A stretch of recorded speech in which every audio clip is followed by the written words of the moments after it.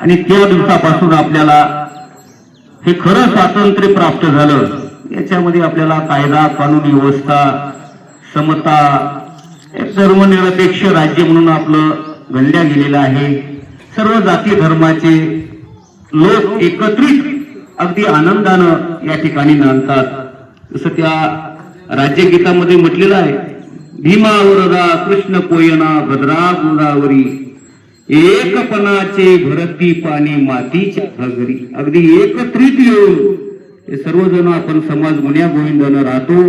त्याच्यामध्ये कायदा कानून सर्व आहे.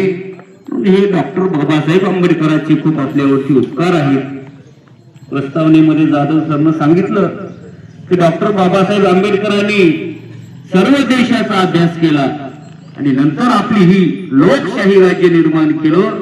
हुकुमशाही आणि लोकशाही असे दोन हे मार्ग आहेत. याच्यामध्ये लोकशाही खूप सुंदर असा हा मार्ग आहे. त्याचा अवलंब बाबासाहेब आंबेडकरांनी करून आपल्या हाती स्वातंत्र्य दिलं. म्हणून आज आपण स्वतंत्रपणे बोलू शकतो, चालू शकतो. अगदी पर्यटन सर्व असणाऱ्या क्षेत्रामध्ये स्वतंत्रपणे आपण विहार करू शकतो.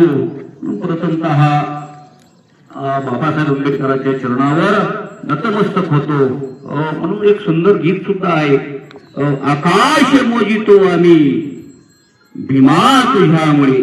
अनेक अनेक प्रकारचे गीत आहेत.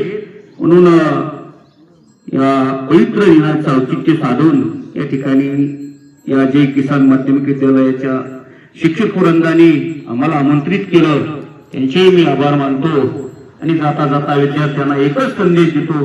आता ईश्वर महाराजांनी सांगितलं की गुरुजनाचा आदर करावा, त्यांच्या सर्व असणाऱ्या नियमांचं सांगितलेल्या उपदेशाचं पालन करावं.